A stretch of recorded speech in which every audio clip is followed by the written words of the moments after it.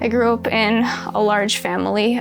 We always went to church, but my experience that church was kind of just a place that I felt kind of uncomfortable. When I was young, I was diagnosed with Tourette syndrome, ADHD, OCD, and later epilepsy. I did essentially everything I could do to avoid actually sitting in church. I would go to Sunday school, I would volunteer in the nursery, but anytime I actually had to sit in church, it just felt like work for me. Sitting still was essentially impossible. People would turn heads, and I just kind of felt like I didn't belong there. Somebody that went to church with me had invited me to this service at another church, and this person, they told me that, if I had faith that I could be healed.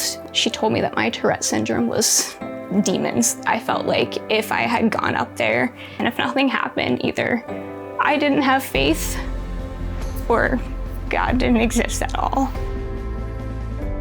Once I was 18 and I left for college, I kind of just turned away from the church and turned away from God completely.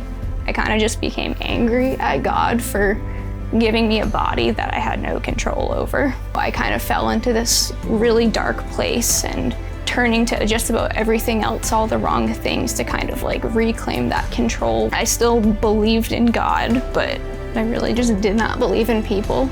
I knew that I had experienced God before, but I was just terrified of, the church. I hadn't really felt accepted before, but I knew I needed something. There were essentially times that I was like stumbling into church drunk from the night before. I couldn't look anyone in the eye because there was just so much shame that came with walking into a church in general. I didn't know where I belonged. I didn't feel like I belonged there at all.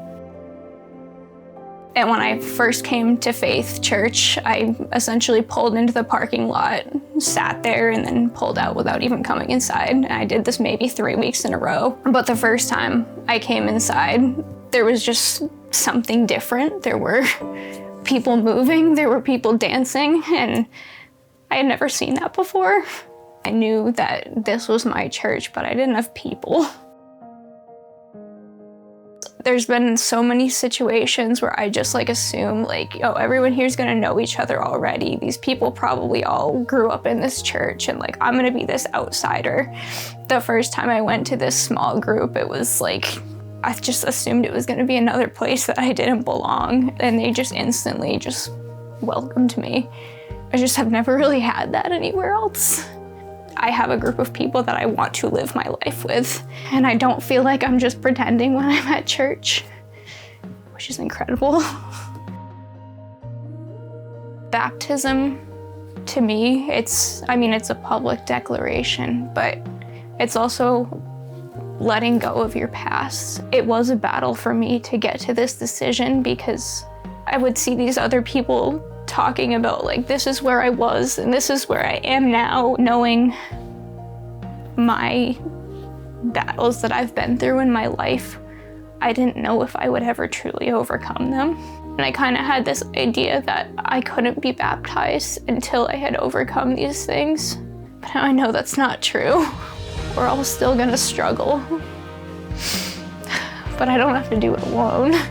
God fights my battles for me. And I don't think I truly knew what it meant to truly dedicate yourself to God until I started changing the things that I was doing in my life. 9 months sober. And that definitely was not by myself.